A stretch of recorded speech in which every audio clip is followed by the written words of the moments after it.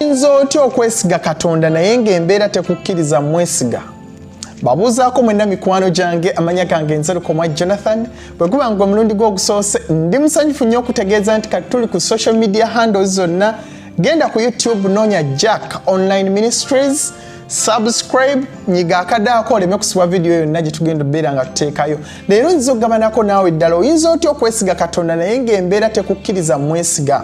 Tugenda laba Nabbi Habakuk. Yali musajja wa Katonda naye embeera yamuyitirirako n'alekeraawo okwesiga Katonda kyokka ng'alina obbuulira abalala nti balina okumwesiga. Nawe oyinza obbeeraawo ng'oba oli musumba oba oli muyimbi ng'olina okuzzaamu abantu abalala amaanyi oba okuyita mu nnyimba oba mu counseling, naye nga ggwe embeera gy'oyitamu nawe weetaaga omuntu okugamba nti osaanye okwesiga Katonda. Katulabe Habakuuku embeera ki gye yali ayitamu akaseera ako. Essuula esooka olunyiriro olwokubiri lugamba nti ayi Mukama, ndituusaawo okukaaba naawe n'otakkiriza kuwulira.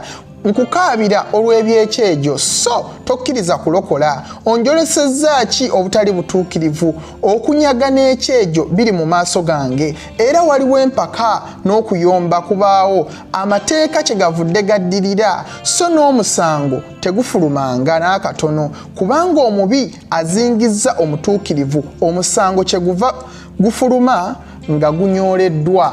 Habakuuku akaseera ako abatuukirivu baali bazingiddwa oba balumbiddwa, ng'ate ababalumbye b'amaanyi era babatta, babanyaga, babawamba, naye nga teri asala musango gwa nsonga. Kati mu mbeera Nabbi gye yali ayitamu yatandika okwemulugunya. Okusooka yategeera nti Katonda takyawulira ne bw'asaba atya. Essuula esooka olunyiriro olwokubiri.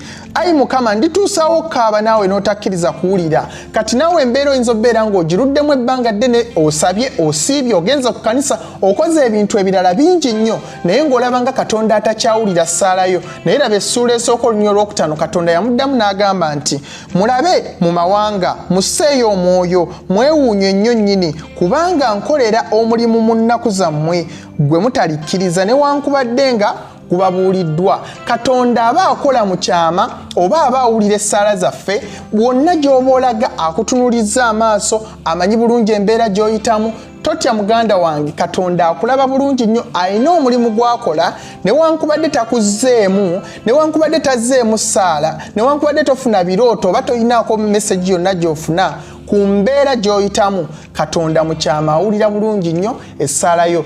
Okwemulugunya okwokubiri, Nabbi yalowooza oba oliawo Katonda awulira naye nga takyabafaako bufi. Essuula esooka olunyiriro olwokubiri akatundu B. Kukaabirira olw'ebyekyejo so tokkiriza kulokola. Nawe bw'obanga embeera ogimazeemu ebbanga ddene ng'olaba nga Katonda atakyakufaako naye ng'akuwulira, labayo essuula esooka neera olunyiriro olwokutaano n'olwomukaaga. Mulabe mu mawanga, musseeyo omwoyo, mwewuunye nnyo nnyini, kubanga nkolera omulimu mu nnaku zammwe gwe mutalikkiriza newankubadde nga mugubuuliddwa. Kubanga laba ng'olokosezza Abakaludaaya, eggwanga eryo ekkakali eryanguyiriza okusimba ennyiriri, okutambula okubunya ensi bwe yenkana obugazi, okulya ennyumba ezitali zaabwe. Katonda yali asitudde eggwanga erya Babilooni, be baali abalabe ba Isirayiri nga bagenda kulumba Isirayiri, naye Katonda yamubikkulirawo kati nnyo Nabbi Habakuuku n'amugamba waliwo omulimu ogw'ekyama gwenkola. Katonda tasirise busirisi,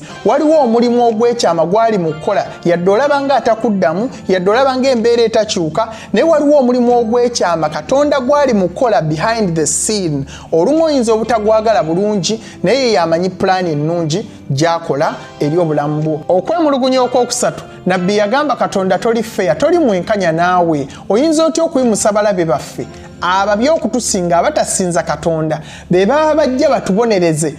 Pulaani yeyo sijyagadde mwana. Essuula esooka olunyiriro olw'12 n'olunyiriro olw'13.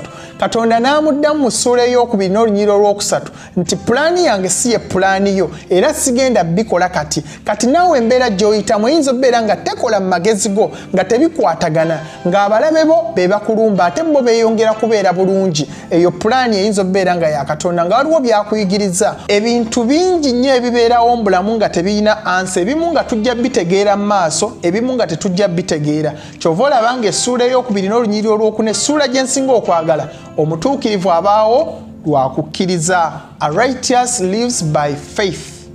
N'ekyokuneera ekisembayo mu biro ebyokulaba ennaku mu kaseera ak'ekizikiza ng'ebintu tebikola nga woobirowooza ng'ojjudde ebibuuzo bingi, sinza Mukama mutendereze. Mmanyi nti si kyangu, naye kyangu okutendereza Katonda ng'oli musanyufu. Kati gwe musinze mu kaseera ak'okulaba ennaku ajja kukuyamba era ajja kukununula. Habakuuku essuula ey'okusatu onyiira 17 n'olw'19.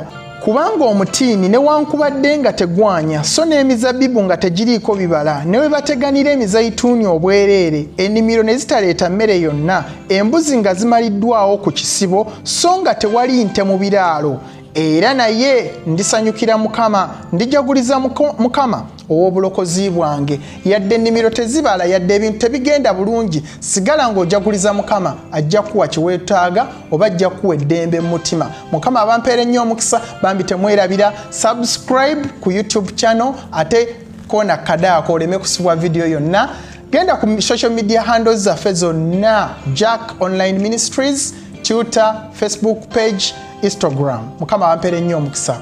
Mweraba.